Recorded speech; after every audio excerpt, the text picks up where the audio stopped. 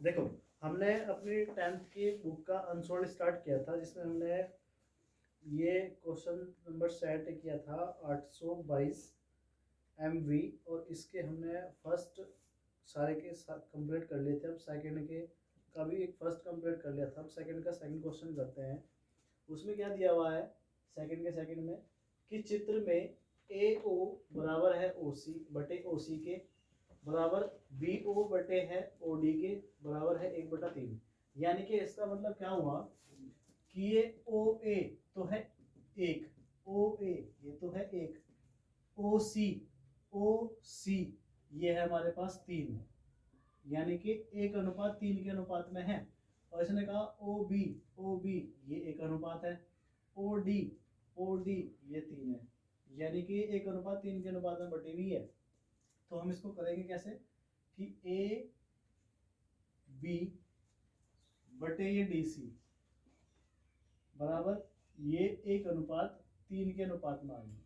तो A B तो हमें निकालनी है, इसने कहा था ना कि ए बी का मान निकालना है, और डी सी उसने दी हुई है 1.5 बराबर 1/3। अगर यहाँ से हम ए बी की वैल्यू निकालने, देखो यहाँ डिवाइड में है, इधर जाएगा गुणा में, ए बी बराबर हो जाएगा 1.5/3। ठीक है, ऊपर से पॉइंट हटाएंगे। पहले तो ये अगले लाइन में करना है। देखो ए बी बराबर पॉइंट हटाया, नीचे इसकी 0 बढ़ेगी, 15 कम 15 और 15 दूना 30, यानी कि 1/2। इस 1/2 को हम लिख सकते हैं 0.5, यानी कि इतने सेंटीमीटर आगे हमारे पास निकल के क्या ए बी, यानी कि जो ए बी है वो 0.5 है। ठीक है, इस तरह करना है।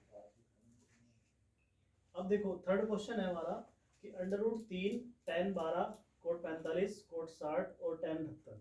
अब देखो हमें मान सिर्फ पता है 45 और 60 का, हमें 12 और 78 का नहीं पता है। तो हम क्या काम करेंगे, पहले इसमें देखेंगे अगर दोनों को जोड़ के 90 डिग्री आ रहा है तो उन दोनों में से एक को चेंज कर लेंगे। तो देखो 12 और 78 को जोड़ के पूरा टोटल 90 होता है।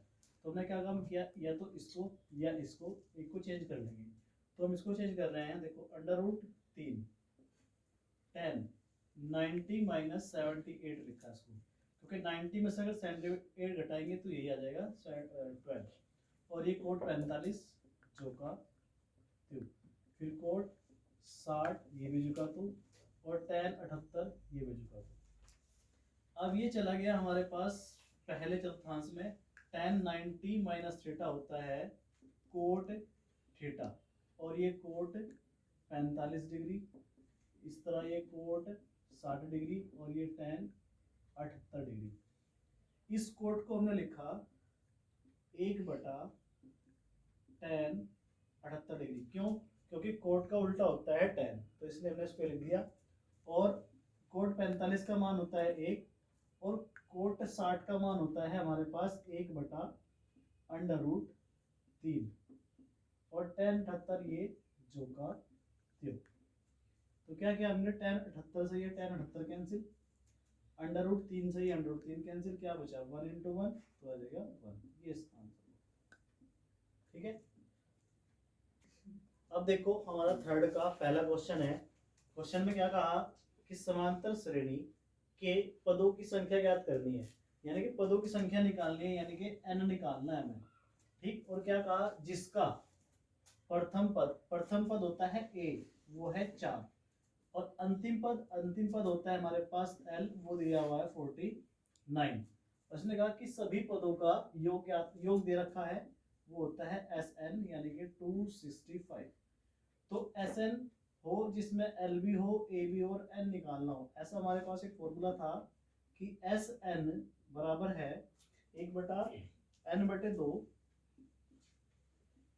A + L। ठीक है, तो Sn तो आगे हमारे पास 265, N हमें निकालना है अपॉन 2, A तो है हमारे पास 4 प्लस L कितना है 49। और इसको सोल्व करना है, ये 2 डिवाइड में इधर तो चला जाएगा मल्टीप्लाई में, और इधर ही रह जाएगा n इंटू 49 में 4 जोड़ देंगे आ जाएगा 53। इस 53 n के साथ गुणा में ये इधर बटे में आ जाएगा। इसको अगर हम यहाँ करते हैं, देखो 265 मल्टीप्लाई 2/53 और ये आ जाएगा n की इक्वल। अगर हम यहाँ से सोल्व करें देखो किससे कट रहा है, 2 से 1 से गुना कर लो, 5 दूना 10, 6 दूना 12 और 1 13, 2 दूना 4 और 1 5 और बटे 53। अभी देखो पूरा एक बार कट रहा है, 0 तो n बराबर निकल कर आ गया हमारे पास 10 संख्या, यानी कि उस समांतर श्रेणी के पदों की संख्या जो आ गई वो 10 है, जिसका क्या होगा, पहला पद तो a 4 है, लास्ट पद 49 होगा। अगर हम सबको जोड़ देंगे तो 65 आएगा। इस तरह करना है हमें तीसरे का पहला। अब देखो तीसरे का सेकंड क्वेश्चन है कि संख्या 0.666 को p अपॉन q के रूप में व्यक्त करना है। तो देखो क्या क्या रहेगी, इसको पहले सबसे पहले x के बराबर मान लो, 666 इस तरह आ जाएगा। इसको हम इक्वेशन नंबर 1 मानेंगे और लिखेंगे कि इक्वेशन फर्स्ट यानी कि समीकरण फर्स्ट में 10 से गुणा करने पर, जब 10 से गुणा करेंगे 10 से इधर भी गुणा करेंगे तो हो जाएगा 10x, और 10 से यहाँ गुणा करेंगे 10 गुणा 0.666 ये चलता रहेगा। ये आ गई सेकेंड इक्वेशन। जब हम इसकी 10 से गुणा कर देंगे, देखो 10x, यहाँ 1 0 है तो ये पॉइंट एक अंक इधर चला जाएगा तो 6.666 ये चलता रहेगा। अब ये आ गई हमारे पास सेकेंड इक्वेशन। अब लिखेंगे समीकरण सेकंड में से फर्स्ट को घटाने पर, ठीक है। तो समीकरण सेकंड तो इधर है 10x और फर्स्ट में इधर है x बराबर, फिर सेकंड में इधर है हमारे पास 6.666 ये चलता रहेगा, और घटाना है फर्स्ट को, फर्स्ट में ये है 0.666 ये चलता रहेगा, ठीक है। अब देखो 10 में से 1 गया है तो आ गया 9x बराबर। अब यहाँ देखो पॉइंट के बाद यहाँ 6 6 है, फिर घटाना है पॉइंट के बाद 6 6, तो इस 6 6 से ये 6 6 खत्म हो जाएगा, यहाँ बचेगा सिर्फ 6 6 में से 0 घटाएंगे तो 6 रह जाएगा, तो x बराबर आ जाएगा 6/9। अब इसको कैंसिल कर लो, ये 9 था ना जो ये भाग में चला गया, 3 दूना 6 और 3 तिया 9, तो अब बस x का मान आ गया 2/3। अब यही हमें निकालना था कि p अपॉन q का रूप यानी कि बटे का रूप ये आ चुका हमारे पास। तीसरे का सेकंड हमें इस तरह करना है, ठीक है जी। देखो अब तीसरे का तीसरा क्वेश्चन है कि वृत्त का व्यास दिया हुआ है ए बी के सिरे हैं, ए तो ये है, बी ये है, और वृत्त की त्रिज्या का केंद्र तथा निर्देशांक पूछ रहा है। यानी कि मान लिया हमारे पास कोई एक वृत्त है, ठीक, उसका ये व्यास हो गया, ये केंद्र है, ये व्यास मान लिया ए और बी है। ए के तो पॉइंट दे दिया उसने -2 और -7, ठीक है जी। इसी तरह बी के पॉइंट है 1 -11, और इसने कहा कि वृत्त की त्रिज्या तथा केंद्र के निर्देशांक निकालने हैं। तो त्रिज्या निकालनी है और केंद्र के निर्देशांक, पहले तो हम ये निकाल रहे हैं केंद्र, यानी कि इसके और इसके ये बीच का पॉइंट निकाल लें, यानी कि मध्य बिंदु, यानी कि ए तो है -2 और 7, बी है हमारे पास 1 -11, यानी कि x1 -2, y1 -7, x2 1 और y2 -11। हम लिखेंगे मध्य बिंदु के निर्देशांक, मध्य बिंदु के निर्देशांक क्या होंगे कि x1 + x2/2, y1 + y2/2। तो देखो x1 का मान तो ये दिया हुआ है -2, फिर प्लस ये लगा प्लस x2 है 1 और बटे ये 2, उसके बाद कोमा y1 है -7 प्लस y2 है -11 और बटे 2।